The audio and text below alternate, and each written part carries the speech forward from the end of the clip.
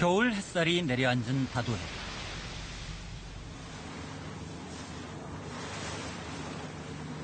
완도 앞바다 곳곳에는 가두리 양식장이 있습니다.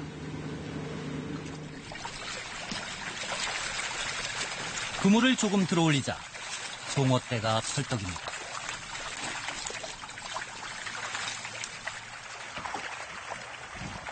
다른 그물 안에는 우럭이 가득합니다.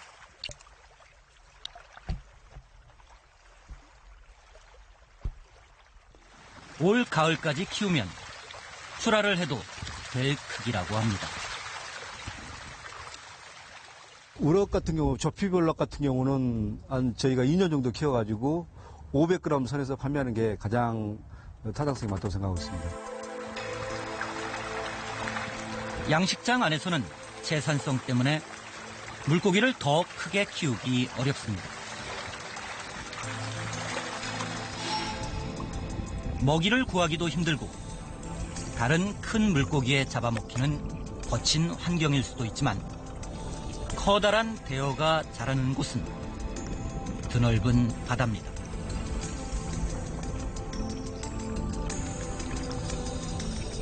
벤처기업 생태계도 비슷합니다.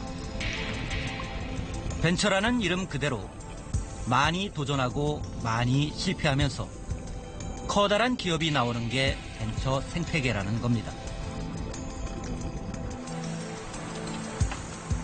하지만 우리나라의 벤처 생태계는 마치 양식장 물고기처럼 크게 성장한 기업을 찾아보기 어렵습니다.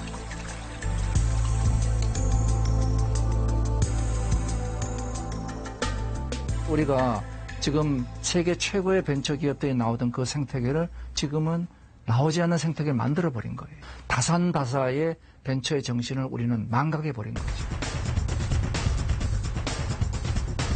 4차 산업혁명 시대를 맞이해 바다처럼 넓은 새로운 시장이 곳곳에서 만들어지고 있습니다. 정부도 혁신 성장을 강조하지만 정작 우리 기업들은 그물처럼 촘촘한 규제에 갇혀 옴짝달싹 못하는 처지입니다. 과연 우리 대한민국이 4차 산업혁명의 어떤 이 선도적으로 갈 수 있을까? 지금은 뭘 해보려 하면 혁명적인 사건을 저지를 수가 없는 그런 구조가 우리를 안타깝게 하는 거죠.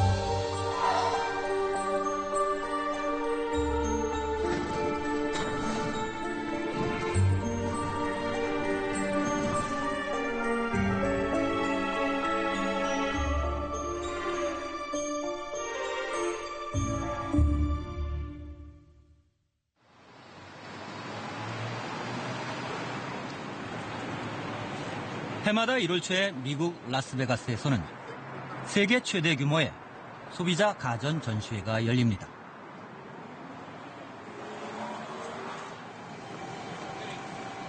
젊은 우리 벤처기업들도 이곳에서 세계 시장의 문을 두드립니다.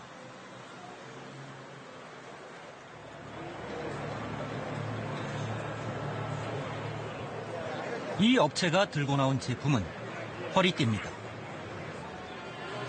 물론 일반적인 허리띠는 아니고 휴대전화와 연동해 건강 상태를 알려주는 제품입니다.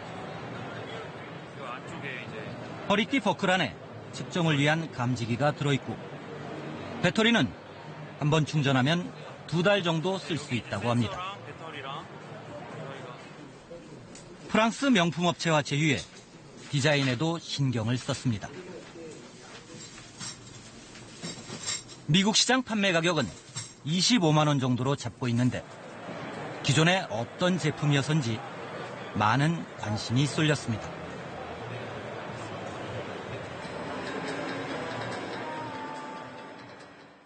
You're talking about a market of about 400 million consumers in the U.S., so it's a very niche market. This would be a higher end product. So it's probably, I would say, easily probably anywhere to 30 to 40 million belts a year are sold in the U.S. There's nothing like this in the market at the current moment. It's good to be first. 휴대전화와 연동하는 스마트워치 등 다른 제품에 비해 이 허리띠는 몸 중앙에서 신체 상태를 측정하기 때문에 정확도가 더 높다는 게 업체의 설명입니다. 허리둘레를 측정을 하고요. 그리고 만보계 기능이나 앉아있는 서있는 시간, 자세 측정, 그리고 그 걸음의 어떤 형태를 분석해서 낙상을 예측하는 기능까지 이제 집어넣었습니다. 미국 MBC 방송은 이 제품을 올해 소비자 가전 전시회의 최고 제품 중 하나로 소개했습니다. And this is basically it's a Fitbit that you wear. What? That would help us with this problem. We're trying to get steps right now on ours. Right now, I'm getting steps right now while we're talking here. So it's great. Then it gets your biking in. It tells you your steps. It tells you how many hours you've been sitting. It even has down here. It shows how if you had a big meal or not. I don't know if I wanted to know if I've had a big meal. 올해 소비자 가전 전시회에는 전 세계 4,400여 개 기업이 참가해 첨단 제품을 선보였습니다. 특히 최근에는 산업의 융합으로 전통적인 가전업체뿐 아니라 자동차와 유통 등 다양한 분야로 참가 기업이 확대되는 추세입니다. 하늘을 나는 유인 드론,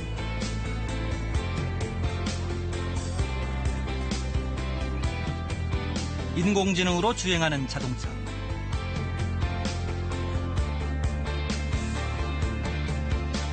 입체 홀로그램 등 미래의 시장과 제품도 엿볼 수 있습니다.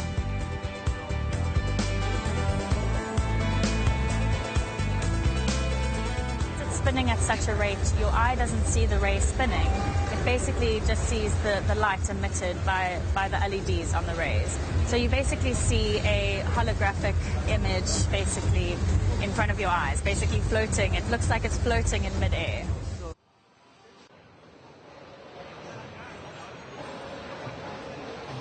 기업들의 전쟁터처럼 치열한 이곳에서 우리나라 삼성과 LG 전시장은 다른 어느 곳보다도 많은 사람들이 찾는 장소입니다.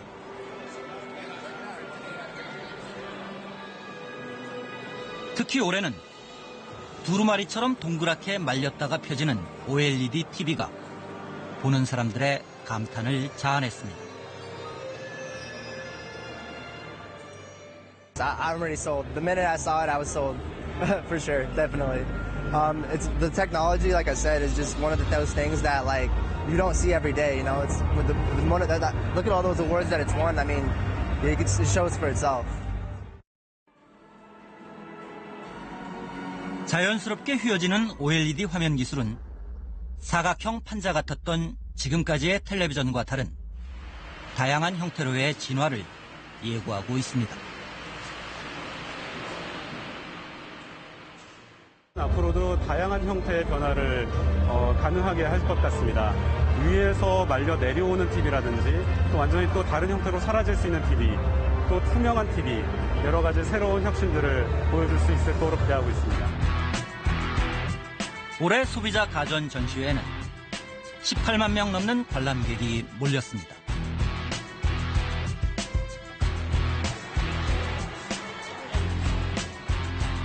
이곳을 찾는 사람들이 눈여겨보는 것은 앞으로 우리의 삶과 생활을 바꿔나갈 수 있는 그 어떤 것, 바로 혁신입니다. 혁신은 새로운 기업과 일자리를 만드는 원동력이기도 한데요. 한 가지 걱정스러운 건 지금 여기서 주목을 받고 있는 우리나라 대기업에 비해 그 뒤를 이어가야 할 새로운 기업, 젊은 기업들이 생각만큼 크지 못하고 있다는 겁니다.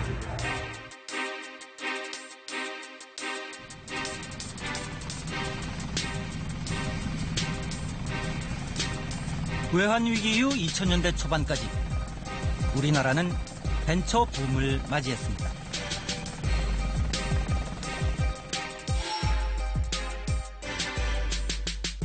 코스닥 시장이 열리고 벤처기업 특별법이 통과되는 등 주변 여건이 만들어진 데다 세계 최고 수준의 초고속 통신망을 바탕으로 많은 기업들이 태어나고 성장할 수 있었습니다.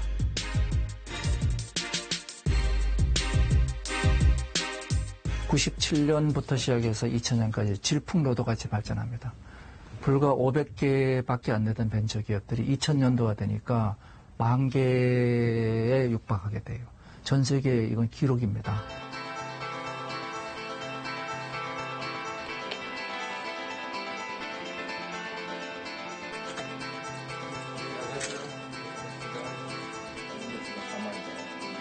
싸이월드는 당시 잘 나가던 기업 가운데 하나입니다.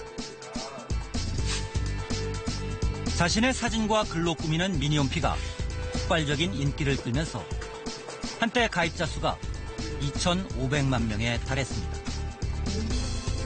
싸이질이라는 말이 생길 정도로 새로운 문화 현상이 됐습니다.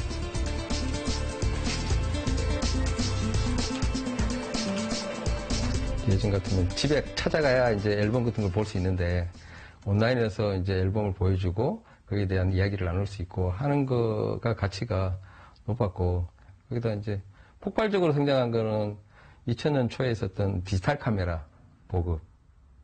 그게 싸이월드의 용도를 증가시켰죠. 예, 그래서 운이 좋았다고 생각합니다. 그때는. 이런 성공을 바탕으로 미국의 페이스북처럼 전 세계로 확장을 꿈꿨지만 여기서 규제에 부딪혔다고 합니다.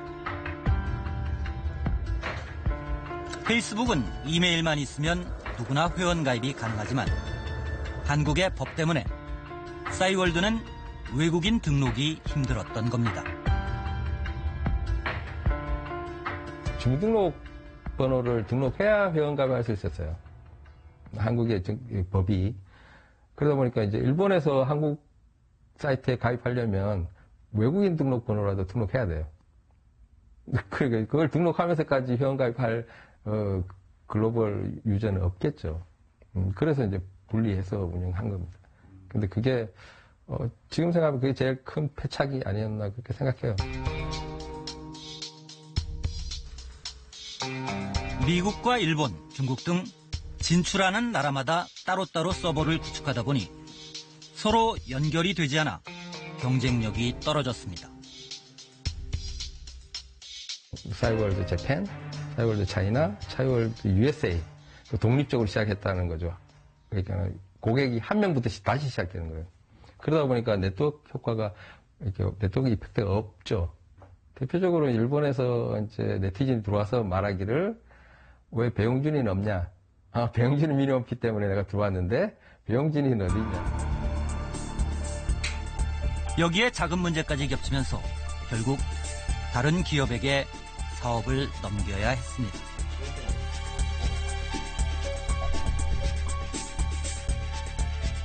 기본적으로 첫 번째는 이제 경영자의 전략 실수이고 그다음에 능력 부재라고 생각합니다. 싸이월드라는 서비스는 성공했는데 싸이월드 회사는 망했거든요. 이제 그게 어떤 말이냐면 그 서비스를 유지할 수 있을 정도의 자금을 획득하지 못했죠.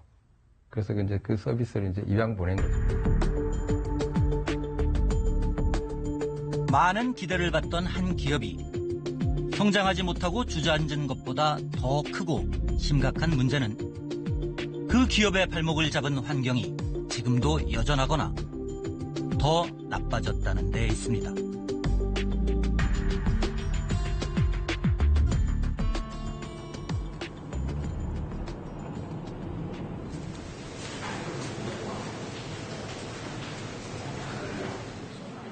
연구실처럼 꾸며진 이 업체는 개인의 유전자를 분석해 맞춤형 건강 정보를 제공합니다. 유전적으로 어떤 질병에 걸릴 위험성이 큰지, 건강에 도움이 되는 음식이나 운동은 어떤 것이 있는지 찾아준다는 겁니다.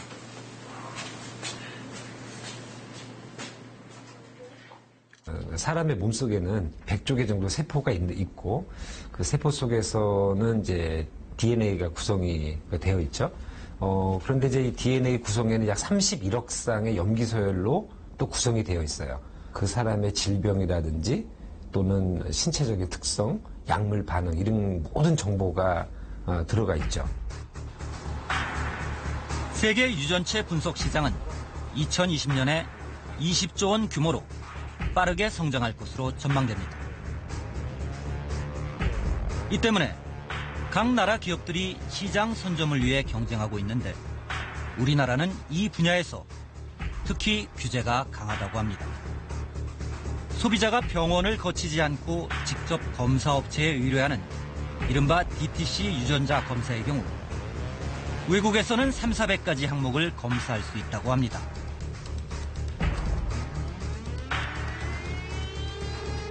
하지만 우리나라에서는 체질량 지수와 중성지방 농도, 콜레스테롤, 혈당 등 12개 항목으로 검사가 엄격하게 제한되어 있습니다. 우리나라 국민들이 건강에 대해서 가장 알고 싶어 하는 것이 첫 번째가 암이고요. 두 번째가 심뇌혈관 질환이고 세 번째가 면역 질환. 이렇게 이제 넘어가게 됩니다. 그런데 그것은 전적으로 이 DTC로 허가가 나 있지 않기 때문에 할 수가 없고요. 더 이해하기 힘든 건 이런 규제가 국내 기업에만 적용되고 우리나라에 들어와 영업하는 외국 기업에게는 적용되지 않고 있다는 겁니다. 이런 역차별 상황에서 우리 기업들이 어떤 경쟁력을 가질 수 있을까요?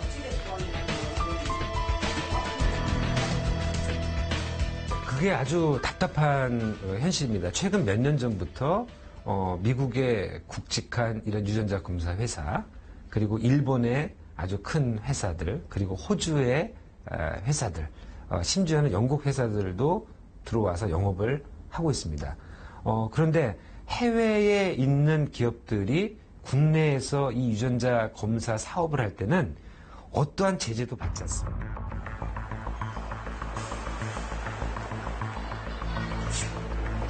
이런 규제 때문에 한국을 피해 외국으로 주 사업 무대를 옮기는 기업들도 많습니다.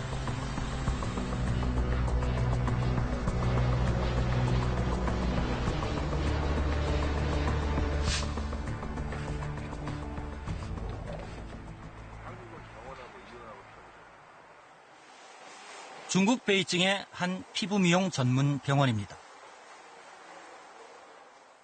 이 병원에서는 인공지능 프로그램을 이용해 자궁경부암 검진을 하고 있는데 최근 양성으로 보이는 환자가 발견됐습니다. 중국 병원 측은 우리나라 대학병원 산부인과에 정확한 진단을 의뢰했습니다.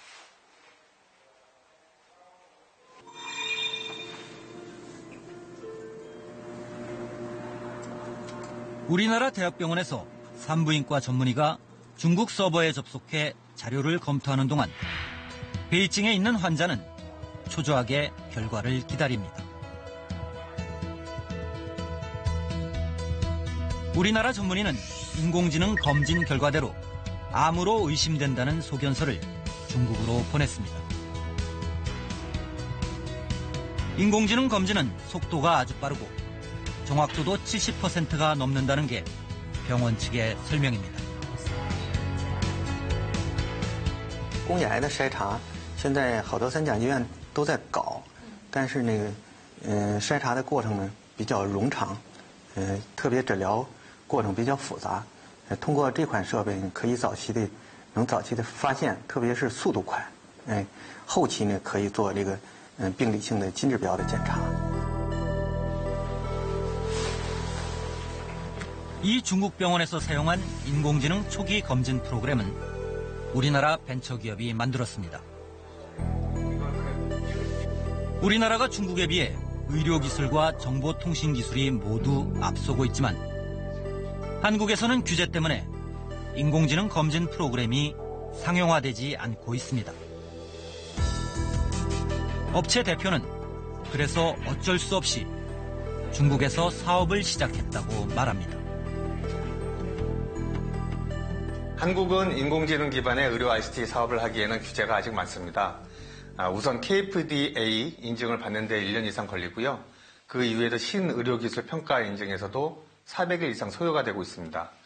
이러한 인증 절차를 모두 거치더라도 의료보험 수가 적용 제도에서 사업화하기는 좀 어렵다고 판단을 했습니다. 그래서 중국에서 사업을 시작하게 되었고요.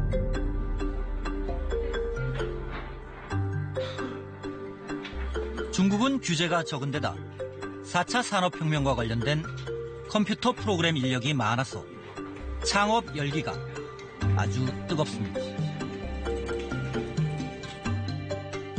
중국은 이 벤처 창업을 창고라고 합니다.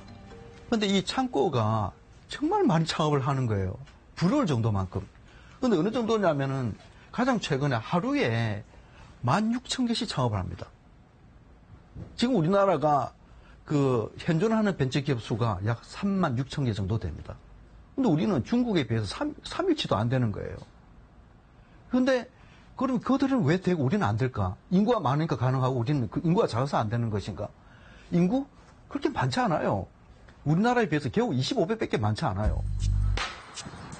중국 알리바바는 2003년 모바일 결제 앱을 내놨는데 13년 뒤인 2016년에야 중국 정부가 나섰습니다. 안 된다는 법이 없었기 때문에 기업은 먼저 사업을 시작했고 정부는 오랜 시간 모바일 결제 시장을 지켜보면서 제도를 만든 겁니다. 2003년도에는 인터넷 은행은 할 수 없다라는 규정이 없어서 이게 가능한 거예요. 그래서 13년이 지난 다음에 사람들이 많이 쓰고 그러고 나서 규제의 필요성이 있다. 또는 어떤 정도로 이거를 허가를 해줘야 되는 그런 그 범위가 정해졌을 때 뒤에 이거를 결정을 했습니다. 드론을 날릴 수 있는 장소를 놓고 비교해보면 한국과 중국의 제도가 어떻게 다른지 명확하게 구분됩니다. 대한민국은 이제 날리는 데가 결정이 돼 있다고 그래서 테스트하는 장소가 딱 고정이 돼 있다고 들었는데 중국은 못 날리는 데 말고는 다 날릴 수가 있어요. 허가된 것 빼고는 다 할 수 없는 한국의 제도를 포지티브 규제라고 하고 금지된 것 빼고는 다 할 수 있는 중국의 제도를 네거티브 규제라고 부릅니다.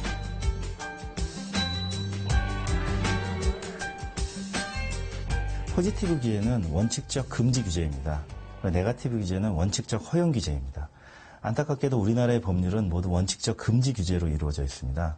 그런데 네거티브 규제 시스템이라는 것은 원칙적인 허용입니다. 즉 법률에서 금지하고 있지 않으면 할 수 있습니다. 대부분의 선진국들은 바로 이런 네거티브 규제 시스템을 원칙적으로 채택하고 있어서 국민이 새로운 사업을 하려고 할 때 법률을 파악하기가 굉장히 쉽습니다. 우리나라의 규제는 법률과 시행령, 시행규칙에 나와 있는데 이런 보이는 규제보다 공무원들이 만드는 가이드라인, 행정명령 등 보이지 않는 그림자 규제가 훨씬 더 많다고 합니다.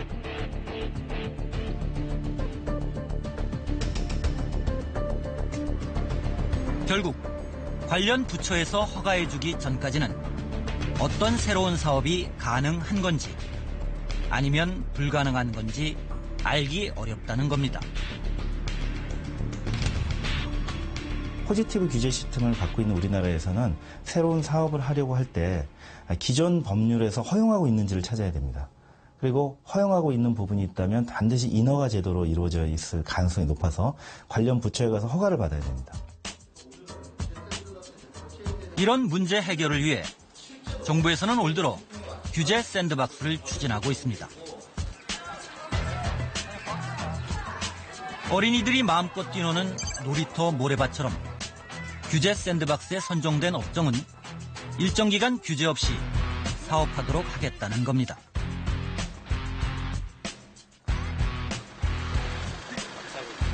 하지만 규제 샌드박스에 어떤 업종을 선정하고 또 나중에 최종적으로 사업을 허가하는 문제는 지금처럼 관련 부처의 손에 달려 있습니다.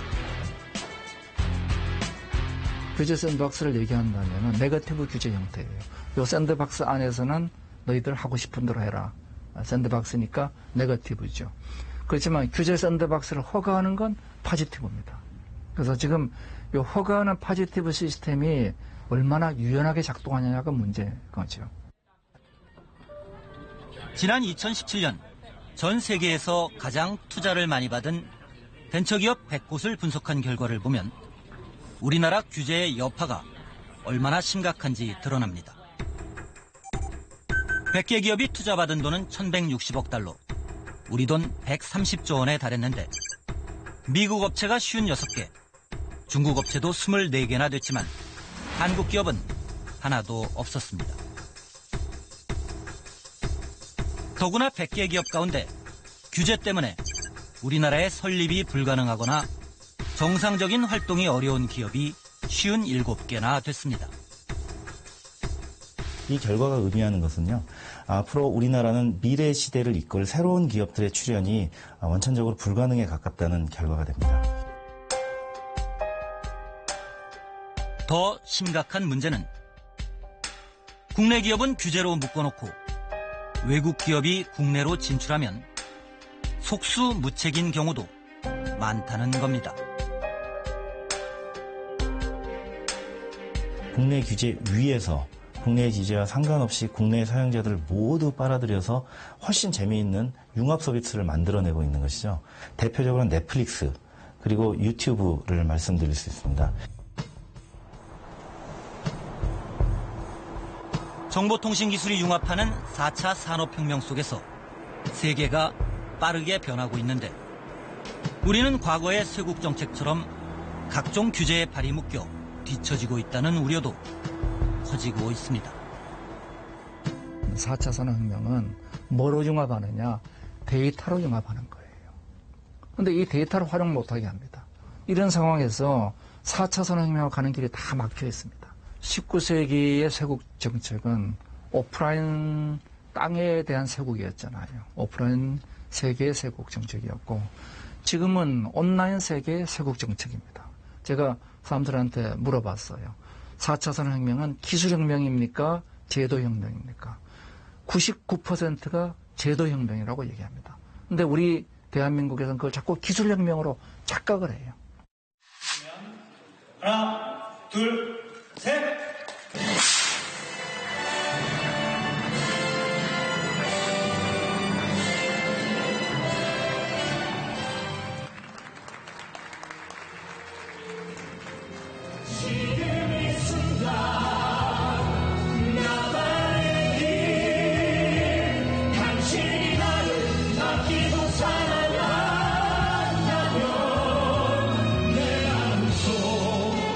지금 이 순간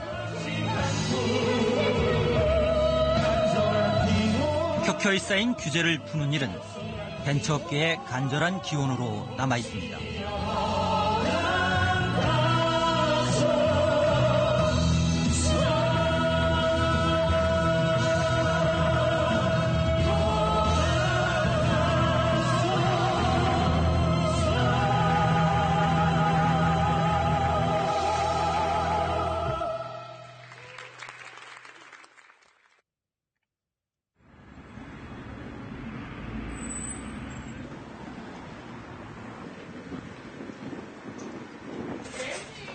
실리콘밸리에 있는 이 음식점에는 로봇 종업원이 일하고 있습니다.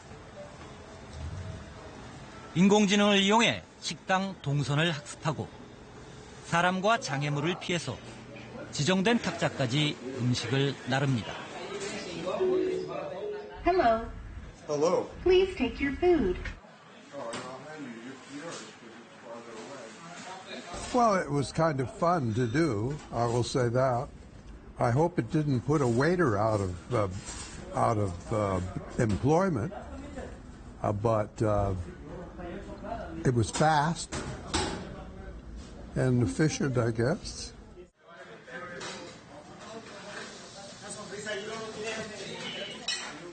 로봇 때문에 실직한 직원은 없다고 합니다.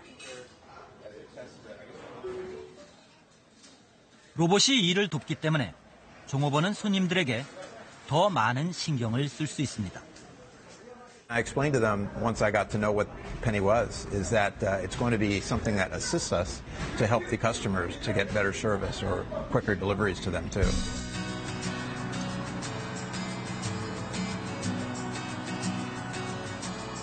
이 로봇을 만든 업체는 한국인이 창업한 스타트업, 벤처 기업입니다. 아직 초기 단계여서 성능 향상을 위한 작업이 계속 진행되고 있습니다. 요즘 이제 한참 뜨고 있는 자율주행차 기술을 저희는 이제 실내 로봇에 적용을 해서 이제 사용하고 있습니다. 그래서 그 자율주행차랑 들어가는 기술은 거의 동일하고요. 이제 좀 다른 점이 있다면 저희는 어떤 차선을 따라가는 게 아니라 식당의 복도를 따라가는데 거기에는 굉장히 움직이는 물체가 이제 많은 거죠. 한국 진출도 준비하고 있는데 일단 음식점에서 테스트하는 것부터 미국보다 힘들다고 합니다.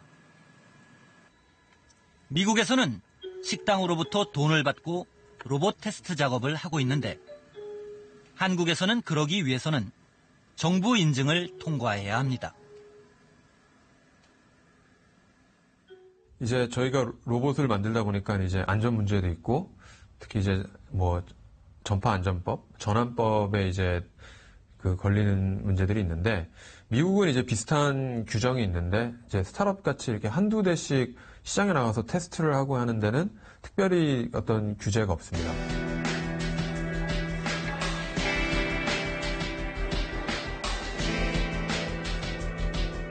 모든 음식점이 미래 고객이 될 수 있어서 앞으로 성장하는 시장에서 선두 기업이 되겠다는 게 목표입니다. 지금까지 50억 원을 투자받았는데 미국과 한국의 투자자들이 기업을 보는 시각에서도 차이가 느껴진다고 합니다. 그래서 제가 이제 미국 투자자분들도 만나고 한국 투자자분들 만나면 한국 투자자분들이 모두가 그런 건 아니지만 여전히 언제쯤 브레이크 이븐 하냐, 언제쯤 손익이 맞게 될 거냐라는 질문을 많이 받는데 미국에서는 이 시장이 얼마나 크며 언제쯤 이게 거기서 이제 도미넌트 플레이어가 될 수 있느냐, 그거에 대해서 또 많이 물어보더라고요.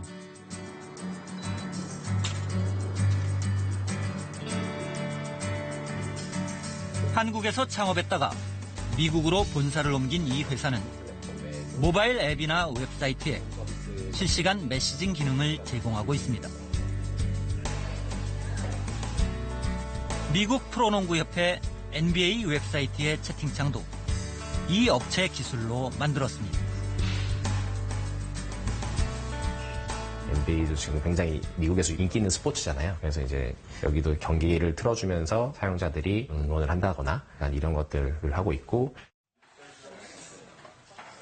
작은 벤처기업이지만 기술과 제품만 확실하다면 큰 기업과 거래하는데 전혀 문제될 게 없다고 합니다. 작은 스타트업들이 이렇게 해오는 일에 대해서도요, 그거를 정확하게 설명을 하고 왜 그게 의미인지 설명을 하면요, 그걸 믿고 써주는데 한국에서 반대로 좀 힘들었던 게 제일 먼저 물어보는 게 뭐 직원 몇 명이에요? 매출은 얼마나 돼요? 기업 문화도 많이 다릅니다. 한국처럼 출근 시간, 이런 시간에 대해서 얘기를 하면은 다들 굉장히 당황해요. 우리가 고등학교 이후로 이렇게 근태 이런 거에 대해서 막 생각을 많이 안 했는데 시간이라는 거에 대해서는 별로 얘기 안 하는 것 같고요. 항상 목표, 해야 될 일 뭔가, 고객에게 뭘 약속을 했는가, 그거를 지켰는가, 기본적으로 그런 것들 기반 위에 일이 돌아가다 보니까 이게 굉장히 실제로 운영하는 운영 체제가 다르다는 느낌을 많이 받는 것 같습니다. 실리콘밸리의 이런 기반 위에서 애플과 구글이 탄생했고 올해는 우버와 에어비앤비 등의 IPO, 상장이 예고돼 있습니다. 수십억에서 수백억 원을 번 직장인들이 쏟아져 나오고 투자자들이 벌어들인 자금이 다시 새로운 투자로 이어질 것이라는 기대감도 큽니다. 우리나라에서는 규제에 묶여있는 업종에서 대박이 난 겁니다. 이런 꿈을 꾸는 3만여 개의 기업이 실리콘밸리에 모여 있습니다. 올해는 1사분기에 우버의 IPO가 예정돼 있는데 한 1,100억 달러의 기업 가치를 가지고 있고 우리 돈으로 한 110조 원 정도가 됩니다. 그 다음에 이제 여기에 있는 에어비앤비는 한 300억 달러, 우리 돈으로 한 30조 원 되고요. 실리콘밸리의 투자자들은 도대체 어떤 기준으로 벤처기업을 평가하고 투자를 결정하는 걸까요? 첫 번째가 결국에는 창업가입니다. 이 창업가가 어떤 마음을 가지고 어떤 패션을 가지고 투자하려고 하는지 그런 걸 많이 저희가 물어봅니다. 두 번째는 마켓입니다. 그러니까 어떤 영역에서 사업을 하려고 하는지 이 시장이 앞으로 5년, 10년 뒤엔 얼마나 커질 것인가를 많이 봅니다.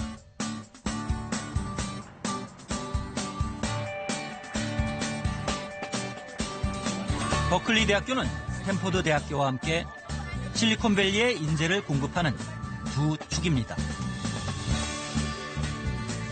이 학교에서는 6개월마다 초기 벤처기업 20곳을 선발해 육성하는 스카이데크라는 엑셀러레이터를 운영하고 있습니다.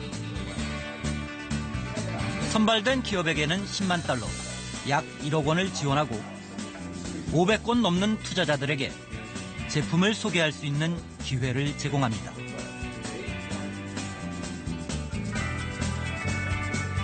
이번이 3기째인데 우리나라 벤처기업도 한 곳 포함되어 있습니다. 첫 제품은 사람이 허밍을 하면 인공지능이 알아서 작곡을 해주는 앱입니다. 떠오르는 악상이 있으면 그냥 허밍만 하면 됩니다. 제가 보여드릴게요.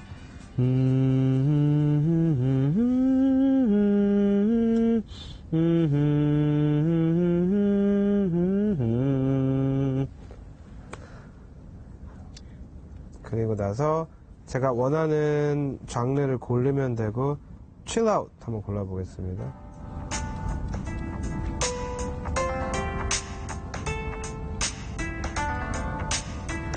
디스코 골라볼게요.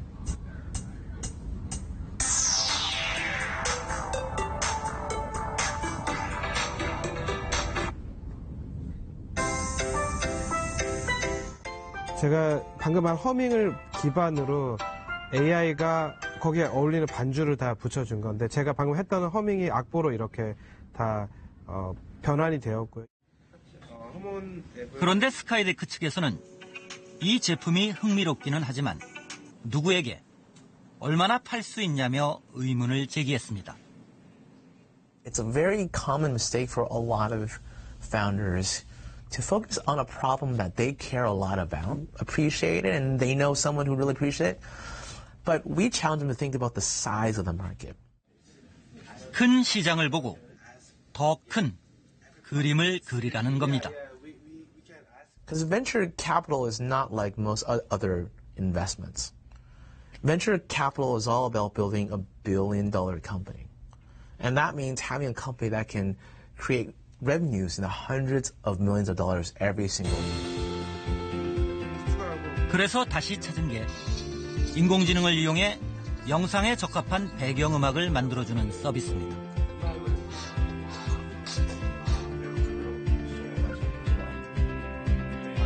유튜브에 동영상을 제작해 올리는 유튜버와 게임 산업 등 큰 시장을 겨냥하고 있습니다. 영상에 어울리는 제목을 만들어 올리면 인공지능이 그 분위기에 맞는 음악을 찾아서 편집해 줍니다. 영상에 맞게 이 음악들의 길이와 볼륨을 알아서 얘가 조절을 해서 편집을 자동으로 해주는 그런 서비스입니다. 이게 제가 펀트리트 캘리포니아라고만 쳤는데 이게 분위기가 되게 어울리는 것들을 이렇게 찾아줬습니다.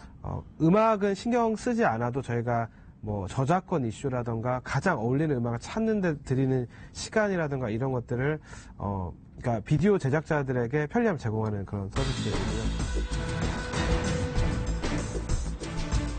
기업을 규제하기보다는 창의성을 살려주고 큰 그림을 그리는 기업에게 많은 자본을 투자하는 실리콘밸리의 생태계는 끊임없이 벤처 신화를 만들어가는 원동력입니다.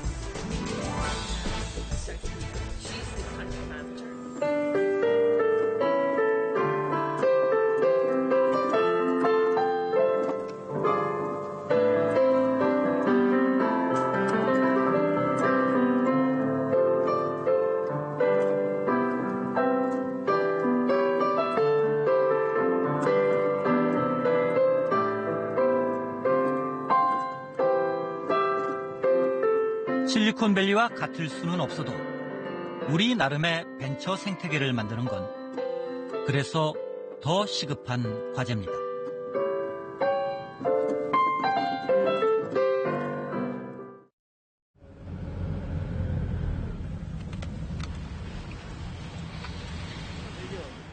음식 배달 서비스는 스마트폰 시대를 맞아 크게 확장하는 시장입니다.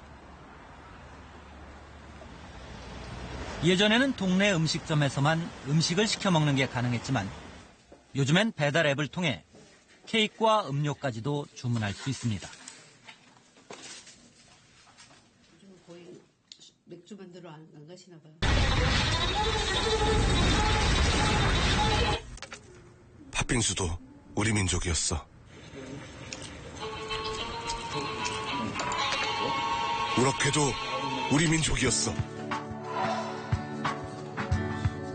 이 업체는 월간 주문 건수가 7, 80만 건으로 1년 전보다 3배 늘었습니다. 직원은 1000명을 넘어섰고 이를 바탕으로 지금까지 5천억 원 넘는 투자를 받았습니다. 저희가 계속 여태까지 성장한 모습도 지속적으로 보여줬지만 앞으로도 성장 여력이 더 있다라고 그분들께서 판단을 해주신 것 같고 그 투자를 받았을 때 회사의 가치가 3조 원 조금 넘는 가치로 산정을 받았습니다. 기업 가치가 10억 달러, 약 1조 원이 넘는 벤처기업을 전설 속 동물에 비유해서 유니콘이라고 부릅니다. 현재 전 세계 유니콘 기업은 313개인데 미국이 151개로 가장 많고 중국 82개, 영국 16개 순입니다. 우리나라는 6개가 있습니다.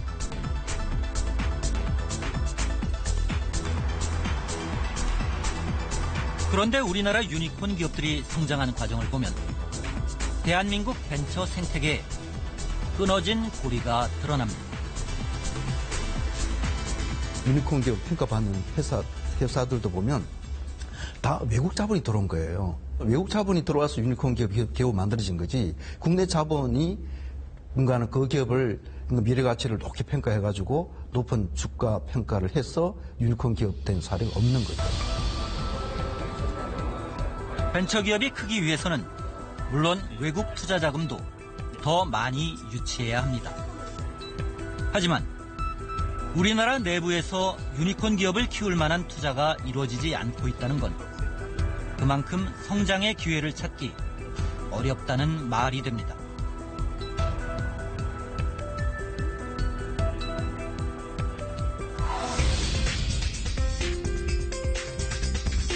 미국 블룸버그 통신은 지난해 세계에서 가장 혁신적인 나라로 대한민국을 꼽았습니다. 우리나라는 5년째 1위를 지켰고 스웨덴과 싱가포르, 독일 등이 그 뒤를 이었습니다. 미국은 11위로 사상 처음 10위 밖으로 밀려났습니다.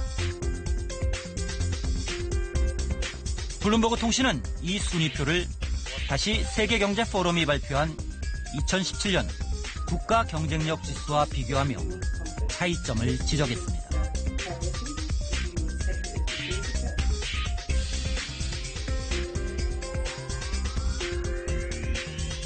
국가 경쟁력 지수 10위 안에 미국이 포함된 반면에 혁신지수 1위인 한국이 빠졌다는 겁니다. 2017년 국가 경쟁력 지수에서 스위스와 미국이 1위를 차지했고 우리나라는 한참 아래인 26위에 그쳤습니다.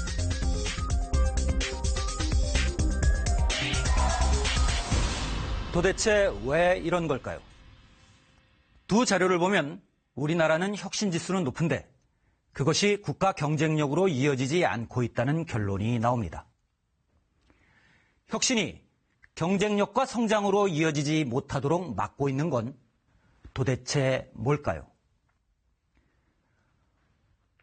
블룸버그 통신과 세계 경제 포럼이 분석한 항목을 구체적으로 들여다보면 이런 의문점에 대한 열쇠를 찾아볼 수 있습니다.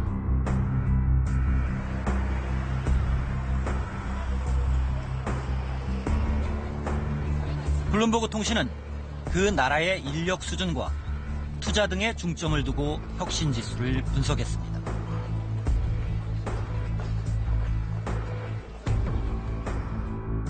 일곱 가지 항목 가운데 우리나라는 특허 활동 1위 등 6가지 분야에서 좋은 평가를 받았고 생산성만 21위로 저조했습니다. 반면에 세계경제포럼은 그 나라의 제도와 시장 등 성장 생태계를 평가했습니다.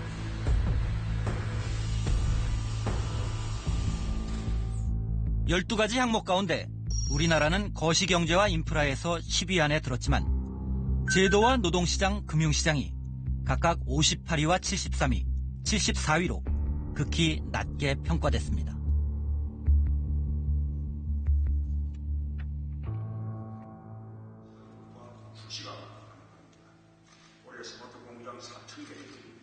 문재인 대통령은 올 들어 벤처업계 관계자들을 잇따라 만나며 혁신 성장에 대한 의지를 강조하고 있습니다.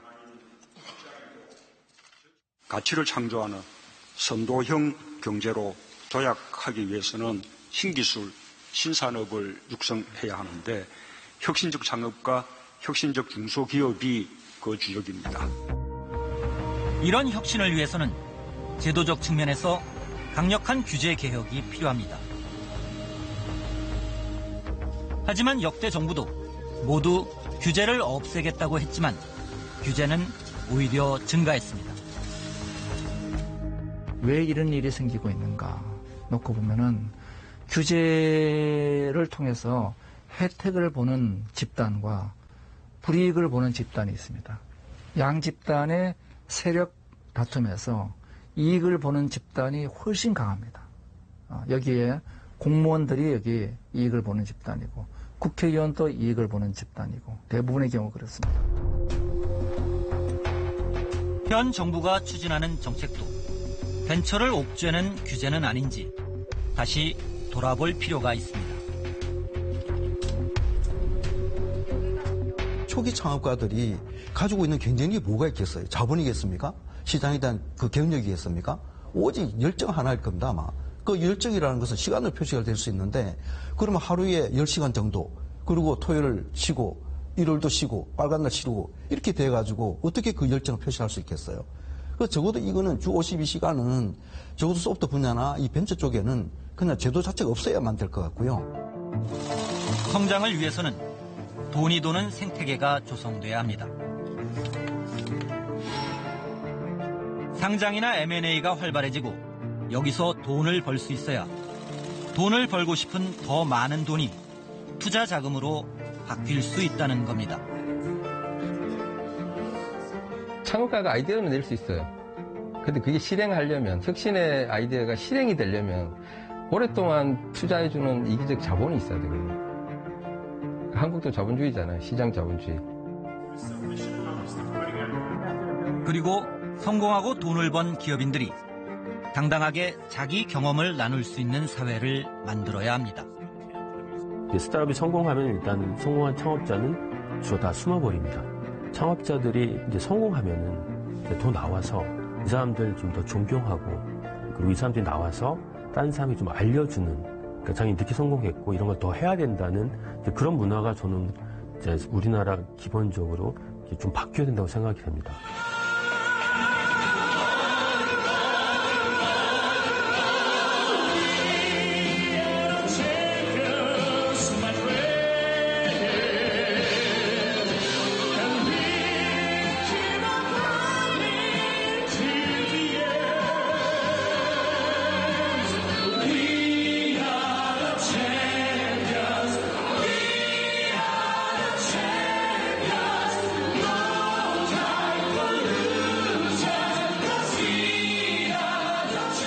미래 시장의 챔피언을 꿈꾸며 도전하는 벤처기업이 더 많이 태어나고 성장해야 합니다.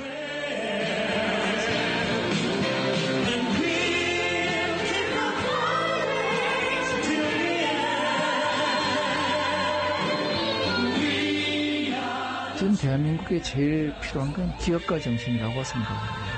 기업가 정신이 없는 국가가 혁신과 성장에 성공한 나라는 없습니다.